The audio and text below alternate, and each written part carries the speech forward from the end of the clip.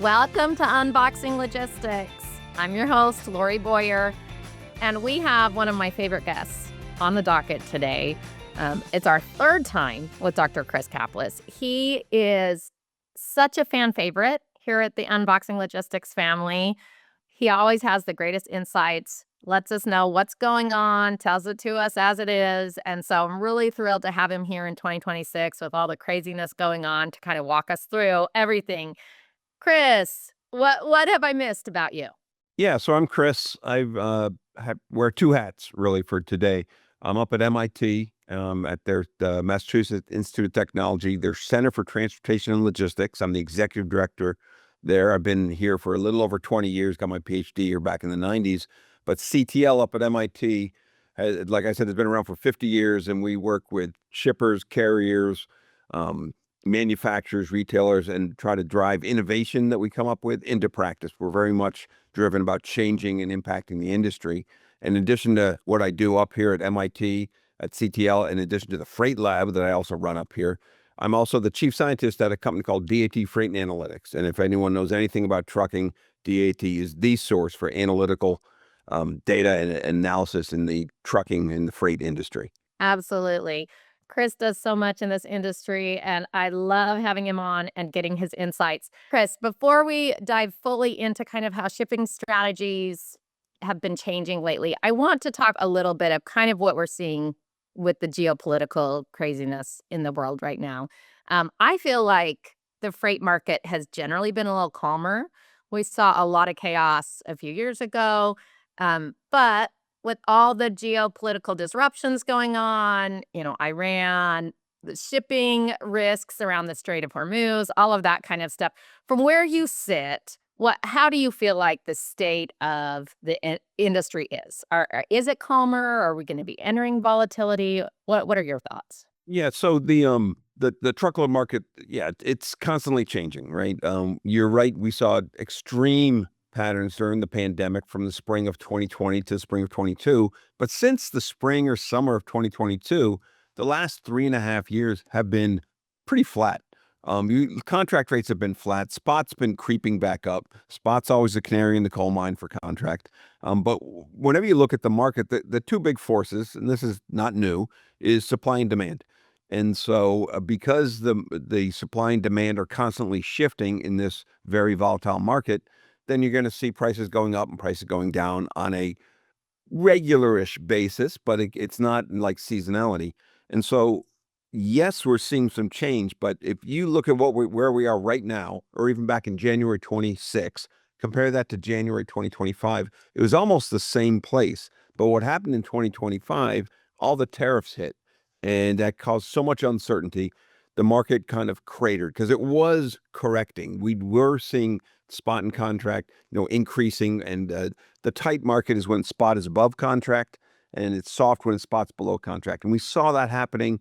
The tariffs just changed that and froze that. So we kind of, again, retrenched for last year in 2025. 26, that's not happening as much. Companies are much more comfortable with the idea of the tariffs and realizing that it's more negotiating a lot of times. So that kind of has been absorbed. But what we are seeing is that supply is changing dramatically. A lot of the regulations that have come recently, the English language proficiency tests, the non-domicile, shutting down the CDL mills, all good things, to be honest, to get there's kind of a hole in the system. That's increasing the cost of being a carrier. So it's increasing rather the barrier of entry. So it's kind of constricting some of the supply of carriers. What does that mean? It's not uniform across the whole United States. It's happening in pockets, mainly in agriculture and produce. And we're going to see this more as produce season kicks off. But we're seeing a contraction of the supply a little bit. Demand, it's mixed signals. It's not dramatically increasing like we saw in the pandemic. So we are seeing some tightening, and we are going to see a tightening of the market throughout 2026. Some people are saying the spot market's going to go up double digits, 20-30% compared to where they were. I'm a little more in line to low double digits, like 10 to 15%. I think that's happening. The other thing that's going to impact that now that you alluded to that just happened in the last 2 weeks is fuel. So the impact of all the things happening in the Middle East right now is that we're seeing that the price of fuel, it topped $100 a barrel and probably is going to be bouncing around there, maybe going up.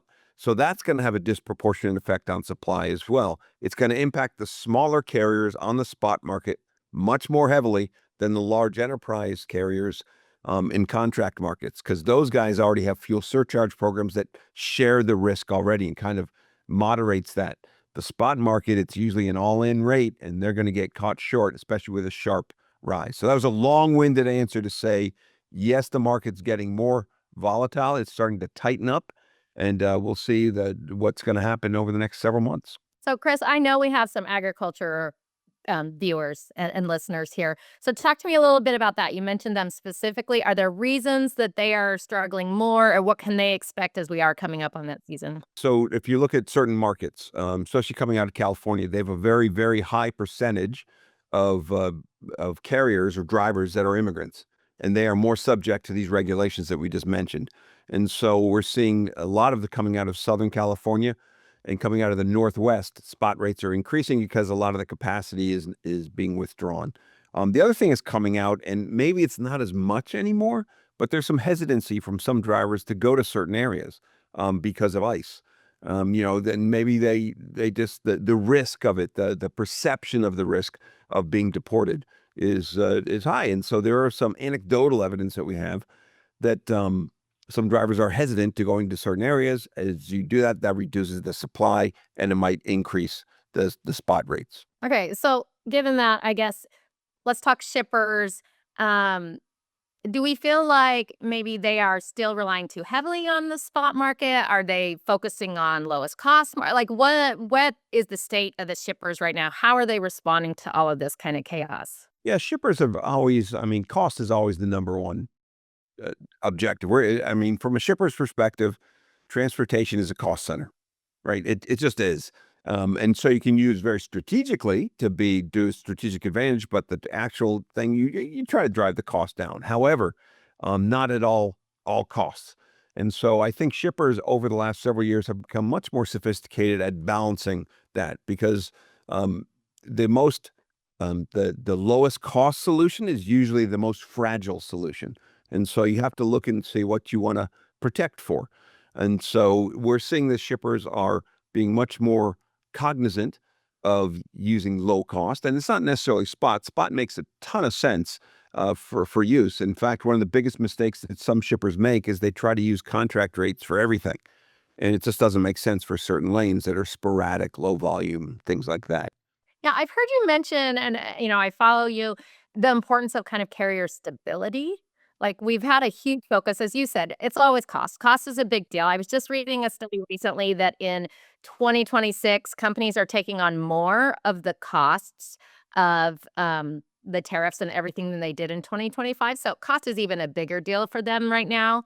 What is stability? I mean, I guess when we're talking those lowest cost carriers, there are some stability issues. Tell the audience what it is you've been saying about carriers. I think of it in terms of consistency, right? Every carrier wants to have consistent volume, and they want to have a consistent customer base. And shippers want to have consistency as far as the carriers going. So we like status quo. No one likes to see the carrier base change every year, every 6 months. So you want that consistency because they know the business. It's more than just changing a name on a spreadsheet, right? It's actually the driver and the knowing where to go, knowing the systems. So there's a value to incumbency. And so whenever a shipper does a bid, right, they always have a dial that they want to do to say, well, how much am I willing to pay above the very lowest cost? Because if you run a bid and you have a bunch of carriers submit, you can always look and say, what is the absolute lowest? If I take the lowest bid in every lane, you look at that, and you never want to tell anyone that number. But then to make it a more business optimal, you're going to say, well, this incumbent, yeah, they're 3 cents more a mile over the lowest cost, but that's worth it. So now I'm, quote, giving back. Right. And so in times when the market is really soft, they might go the other way. They might try to go the very lowest cost and look for reductions from the previous rates they've been hauling. In markets that's tightening, they might want to give back because they want to keep those carriers interested. So what we're seeing now, instead of trying to ratchet down and save every penny, we're seeing that shippers are giving back 3, 5%, and they're doing that to make sure that those carriers stay with them, and they don't have to renegotiate them when the market gets even tighter. So there's different ways that shippers will do this. They might say, I'll give you an X% increase, and I won't put that lane in the bid for you, so that you kind of let the incumbents, they opt out of the bid. Or there are other ways that you can do that. But both shipper and carrier want consistency. They want to have reliability of both the volume and of the capacity. There has to be a little bit of a mix, I would think, too, though, in terms of risk management. Like, I was just talking to somebody recently who said they always just use a single carrier, right? Because of maybe that comfort level of like, I know them, I know what's going to happen. But to me, that creates a diversification risk if in this crazy world something happens. So how do you balance that, I guess? I don't know any shipper that uses a single carrier for their entire network. Maybe for a lane, you might do a primary for that. But the beautiful thing that shippers do, and I think this makes sense, is you always want to look for new carriers coming in, always. And so um, the way that a shipper will look at the procuring of their network, they might have an annual RFP. That's the big bid, right? All lanes. They go out to a bunch of carriers and they spend a lot of time analyzing it. But things happen throughout the year. Facilities come and go. They get turned online. New customers. Uh, some lanes fail with carriers. So there's always corrections needing to be done to the routing guide. And so those mini bids that happen, a lot of shippers will do them monthly. They're kind of like catch-up bids. And the focus there is on speed. Let's get some rates in. So that's the best place to introduce new carriers. You have new carriers who've been knocking on your door. They've been calling you, say, you know what? Let's maybe give you some business on this mini bid and test out. You might give them half a dozen lanes, see how they do. And they earn their way into the larger bid. So I agree, you shouldn't just use the carriers you've been using all the time. You want to introduce some new blood, but do that in a very controlled way. You don't just suddenly switch to this new carrier you haven't used before, because then you get into the winner's curse. You don't know. Right now you have the devil. You don't know that other devil. That's so true. So, do you have any recommendations for I know I hear from a lot of people, you mentioned reliability specifically that people are looking for. Are there specific things when they are kind of vetting some of these newer carriers that you would recommend, red flags or green flags in terms of reliability? So when I was talking about reliability and consistency, that's kind of consistency of business, right? For regular evaluating the carrier, it's whatever KPIs they're constantly looking at. It's the acceptance for truckload. It's carrier acceptance. Do they accept the load? Damage, on time, all the standard things you want to look for. I think that's why it's best to test them out in a small sample and to see how they do, and then you continue to grow their business, because they earn their right to handle more of your business. Because the big threat for these contracts you have is they're not binding in terms of penalties or anything like that, but it's the future business. So them doing better earns them the right to get more business. That's generally how I see most shippers look at it. Okay, love that, love that. They need to earn the right to get more of your business. Fantastic, I love that. So as we're talking about finance and cost, a lot of times people want to go maybe with not the lowest cost because the risk, but it's not always easy to sell to your finance team. Do you have tips or recommendations on that? Yeah, this is one of the big things that we do at DAT. We're constantly trying to arm the transportation executive with the right tools and the right message to make sure that the CFO and the CPO, the chief purchasing or finance officer, understands why they're making that trade-off.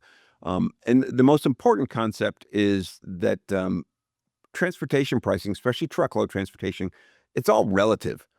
You got to see how you're doing compared to the market, because the market, like we said, is constantly changing. If you go back 10, 15 years, you can see the cycles come generally in 30 to 48 month increments, not exactly each time. And so what really matters is, how am I doing relative to the market? Am I below the wave or am I above the wave? And so to do that, to see where the market is, it's critical that you have good information and good data. And there's so much, the amazing thing that's happened over the last 20 years, the source of data that's out there is incredible. All of it is good. Not all data is created equal, right? And so that's why what we do at DAT, we only use invoice data, and we have actual data out there, and we use that to see where the market is going, and use that as a something you can compare to for how you're doing. And so the way that we like to recommend for transportation executives is compare yourself to the market. And every shipper will be above the market in some lanes and below the market in some lanes because you have different characteristics. If I'm shipping just paper products, right, and I don't care if it's the same week that it gets delivered, on time's not as critical, I will probably be willing to spend less money, right? I don't care. But if I need it to be on time with a 1 hour window, I'm probably going to have to pay more. So if you can compare to the benchmark, and you can explain why am I above or why am I below, and that helps you explain to your CFO why you're using a certain carrier.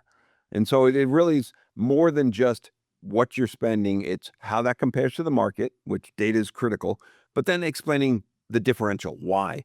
And because what you want to do for the market, you want to see what the general market is, and you're going to be either below it or above it, and be able to explain each of those. Yeah, absolutely. I love good data leads to good decisions. I think that is so critical. And we do. As you said, Chris, there is so much good data. 20 years ago, it was hard sometimes to figure that out. But there are those benchmarks. You should be doing the research. You should be finding out where you lie. And honestly, finance teams, that's all they love the data. The other thing that something comes out from finance, there's a couple things. First, procurement guys think that economies of scale dominate, and if I buy more, I should be paying less per unit. And the hard lesson for CFOs and CPOs dealing with truckload transportation for the first time is that that is not the case. In fact, the larger shippers, the larger buyers of truckload transportation spend more per mile, right? They than a smaller buy, because your network gets more dispersed and you have lanes that are not as high volume. So there are no economies of scale to truckload transportation procurement. That's lesson one. The second lesson is that a lot of CPOs will want to put a contract in place on every lane, and that's called a coverage strategy, because then you have a sense of your budget and what you're going to spend. But anyone who's been in this industry long enough knows that putting a contract rate on a lane that you have 2 loads per year is worthless. It's not worth the time you spent or the paper that it's printed on, because it probably won't come to fruition. That the carrier probably won't have a truck there that specific week that you need it. So that's where it comes back to a point you made earlier, the use of spot. We're finding that shippers rather, are much more strategic in how they use spot, and they should be. So if you look at the amount of lanes that you have, the lanes you have are probably like 30 to 40% of your lanes will handle 80% of your volume, but the other lanes, the 60, 70%, will handle just like 15 to 20%. So those ones you don't want to put contract rates on. You want to have some kind of dynamic pricing or low volume strategy. And there's different ways you can do that. But one of the pushes that you have to guard against is the CFO or the CPO might want to contract for everything, because they think it's like Linus's blanket. It makes them feel better.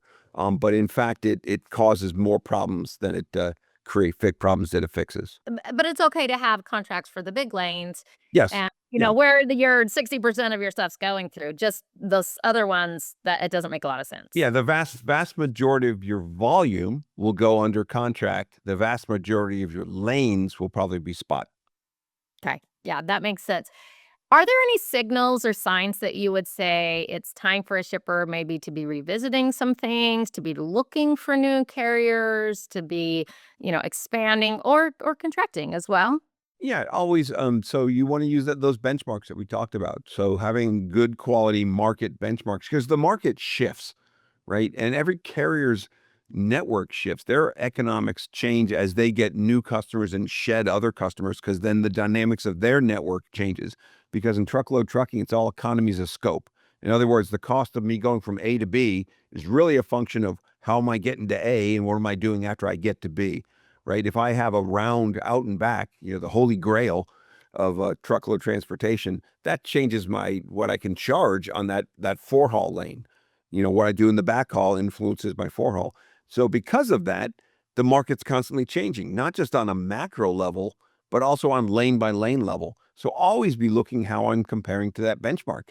And if the gap gets too big and you can't explain it due to service requirements or other things, then that's a time to revisit, whether it's a direct conversation with a carrier there or a mini bid or some other action. So how often, if you were going to give it a time frame, I know we say everything's always changing, but for some people that's like, okay, once a year I'm going to look, and some people are like every hour I'm checking. Where is the line? Do you have recommendations of how often Yeah, they should be kind of keeping an eye? yeah. And so I think it's a great question, Lori. And so I think you have different drumbeats of things you do every day, every week, every month, every quarter. So every day you just kind of look at the real problem lanes, right? Did something just out of whack? And it's mainly looking at on time, those kind of things. I think a weekly cadence is good for just seeing if some carriers are getting out of whack, just a high level, but monthly carrier meetings. I think Okay. that makes sense. A touch base and look at them over the course of a month. That's a better snapshot. And that's when you can run mini bids, or you might even want to push those to a quarterly drumbeat. But I think you want to have a series of escalating um, metrics and checkpoints at the daily, weekly, monthly, and quarterly levels. I so agree. I'm that kind of person. I need to put it in my calendar, make sure I've got it scheduled, or you will forget. And pretty soon you look back and you've got all kinds of problems popping up. So Yeah, and so what we found that works really well at DAT is every Monday we ship an email comes to you automatically from the data you have with us that kind of gives you a snapshot of where you stand in the market. It's a good way to say, okay, where should I focus on? Are there lanes that I need to be really worried about? What's under control? It helps you focus so you can manage by exception. yeah, love that. Love that. Okay. I'm going to get some of the questions that people have submitted. But first, I want to ask, is there anything that you see shippers doing that you're just like, please stop? Don't do this. What is a mistake that you would just recommend people stop doing? Well, one is that I've been saying the last couple of minutes is don't try to put a contract rate on every lane. It's a waste of time. And we've shown up at MIT, some analysis I've done with my colleague, Dr. Angie Acacella, is to show that if you put a contract rate on a lane that you do in your bid and a carrier wins it, right? You set up the contract, the probability that it doesn't show up at all is very high. And that we call that ghost lanes or ghost freight. And we found in some shippers that can be as high as 50 to 60% of the lanes they put out to bid. And we found that by doing that, not only does it waste everyone's time, but it leads to higher rates from that carrier that you ghosted the next year. And it's almost a 1 to 2% difference in how their rates will be they submit next year. So it not only wastes time, which is critical, it leads to negative effects. So don't try to set up a contract for everything. Wow, that was crazy. 50, 60%. That was unexpected Yeah, for it's me. higher, but now it's very low volume because Yeah. the idea is don't put a contract out on anything that didn't have at least, I don't know, 26 to 50 loads on it. If it had like 3, 4, 5, it's not worth it. Have a mechanism, whether it's APIs or set a core of carriers that you give those lanes to. Have a different mechanism than a routing guide contract that follows a waterfall method. Okay, I love that, and I love that you gave numbers because it kinda ties into my first question. How do you find the balance between committed capacity and the spot market? You've been talking about that a lot, but is there anything I love how you said, what was it, 26 to 50? Do you have any numbers kind of where people can use as a benchmark? And when you say committed, I assume what you mean is a contract A contract, yes. because Mhm. truckload contracts have always historically been very strange, right? They're binding in price, but they're not binding in guaranteed volume that the shipper will provide or capacity that the carrier will provide. That's why it's the only commodity that I know of where breaching the contract is actually a KPI, right? A carrier acceptance ratio. It's kind of weird. And most shippers don't even track the yield. In other words, they said in the bid, "Oh, it's 5 loads a week," when in fact it ends up some weeks 1, some weeks 20. The carriers are very cognizant of that. They manage that. But the binding, the commitment, very few contracts commit the shipper to provide volume and commit the carrier to handle every single load, because then the price to do that, the level of cost to do to minimize that risk would be too high. So there's always a little give and take on a contract. And what I've seen is most shippers will do a 26 like every other week kind of thing. load. They think that's sufficient for contract. If you talk to carriers, they'll say 50. They'll say at least a load a week, right? And so in between that is something reasonable. That's the hot spot. Okay, my next question was, is there a metric that, you would recommend transportation teams are specifically paying attention to? Yeah, so they can always look at the metrics of their own operations, right? On time, acceptance ratio, damage, all that kind of stuff that they have control of. But there are two metrics that we do at DAT that I think are worth looking at. One is the spot premium ratio, and the other is the new rate differential. The spot premium ratio looks at all the data from the several hundred shippers data that we have, the billions of dollars of data that we have, and we look at how the spot rate is compared to the contract rate. If that number is positive, then that means spot is higher than contract. We're in a tighter market. If it's negative, then that means we're in a softer market. And what we've seen is the spot premium ratio has been negative for the last 36 months. And during the pandemic, it was super high, right? Because spot was way outpaced contract. It's now cresting again, and it flipped positive about 2 months ago. And we weren't sure whether it was the holidays in December or whether it was the weather, but for whatever reason, spot premium ratio gives an indicator of how the market is trending, and it flipped positive in end of December and stayed positive through into now early March. So spot premium ratio. The other one is new rate differential, and for that, we look at the new rates coming in for contract and compare that to the old rates they're replacing. And so again, if that's positive, right, then that's telling me that new rates are coming in higher than the old rates. If it's negative, it's just the opposite. And we saw it in the last 36 months, new rate differential was negative. In other words, all the shippers were recouping some of those costs that they were paying out during the pandemic. That's flipped. And the new rate differential has been positive now for the last couple months. And that tells me what new contract rates are doing. The market is tightening. And this is the indicator that shippers will use to say, should I give back some money on my RFP? Or should I ratchet it down and try to save every penny? This kind of tells you what you're probably going to expect. And again, the new rate differential is an average. So you're going to have some lanes if you're on a bid where you're going to save a boatload of money and you're going to lose some money or have to pay a little more. It's all because the underlying network economics keep changing. So, do we anticipate that we're going to keep seeing these positive differentials? The market is tightening. So yes, my estimates have been that the for dry van, it's going to increase about 10% year over year over the course of 26.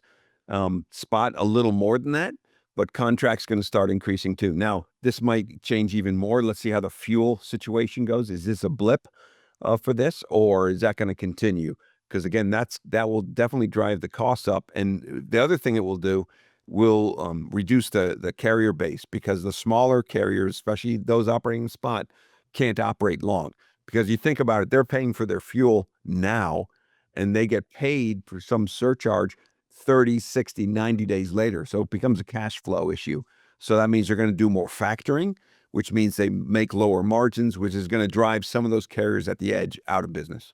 So higher price fuel has a disproportionate impact on smaller carriers than larger carriers. In fact, if you're a large carrier with really efficient equipment and most of your business is on a fuel surcharge program, you actually can make money off your fuel surcharge program. Because if the fuel surcharge program assumes 6 miles per gallon fuel efficiency and you're at 7, then that differential, you're actually on the good side of the fuel surcharge program. Okay, so everybody should be kind of keeping a close eye on your smaller carriers Absolutely. so for rising prices in gas. That's huge tip there. One final question, which is so a common kind of question. Is there something, if you were going to recommend doing something or making a change, are there things that make the fastest improvement, the best ROI? How can I get money fastest or see success fastest, I should say? From a shipper's perspective, Yeah, from a shipper's I perspective. think the real concern is locking up your capacity and being ready to weather the storm, because more tariffs are coming. We're seeing there's a lot of uncertainty right now. There's been a lot, but it's increasing now and the market's tighter. And as you get to equilibrium, the slightest change can have a big impact. When you have a lot of go back 24 months, big impacts, big changes wouldn't have much of an impact. There's so much excess capacity out there. it's tighter now. So little things can have big ripple effects. So I think the big concern now is not saving every dime. It's more about, okay, will my carriers be there when the market gets tighter, or if my demand shifts, or if, the fuel price increases. So I think it's more keeping your capacity secure more than doing anything for a penny. Okay.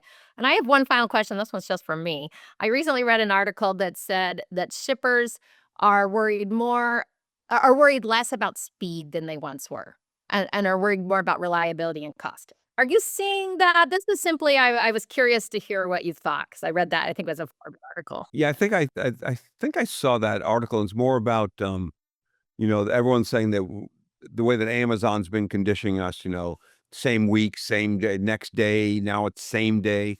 I think it depends on the item that you're looking for. And so it's very dependent on the commodity and the industry. Speed still matters a lot in retail, right? For that. And so, especially for higher value items, speed's not as important for lower value things, right? It's the time value of money. And so I think it really depends on the industry you're in and the things that you're shipping. Um, but yeah, I think generally consumers, I think the article I read, are willing to accept slower. We did a study up here at MIT that looked at seeing if how willing consumers would be to have slower delivery, knowing that it would save a certain number of trees, better for the environment. We found that they actually would be willing to do that. It's the green button experiment that we did up here with my colleague, Dr. Josue Velasquez. And so they found that some consumers are willing to accept lower, not just for lower cost, but actually for other reasons. And so maybe there is we're not as hung up on getting something the same day. I don't know. We'll see how that pans out. Yeah, that's really interesting. And I would just say for everyone, it's just nuanced. What is your industry? What are you shipping? Who are your customers? And do some tests and see. Yeah, Like Chris said, maybe people would be willing to take it longer for saving a tree or for, sure. you know, Lower anything else. cost. So yeah, always test. Okay, we are so out of time, Chris, but do you have any final thoughts or advice for everyone hanging in there in this kind of crazy time of transportation and supply chain out there? I just get to know your carriers. I think we're seeing a little bit of a shift, between brokerage, asset and non-asset. You probably want to shift a little more to more asset-based at this point, just because they have more stability. They have assets that they can actually move, but don't go 100%. So my big advice for you is to make sure you have the right balance in your portfolio of your carriers that you have, your transportation providers. Fantastic. And if they want to get a hold of you or if they're interested in DAT, what can they do? They can reach out to me directly at my email, caplice@mit.edu, or chris.caplice@dat.com. Either way. Awesome. Great insight, lots of benchmarks and data and all that good data that leads to good decisions we talked about. Super. All right. Great talking with you, Lori. And we will see everyone next time. Take care.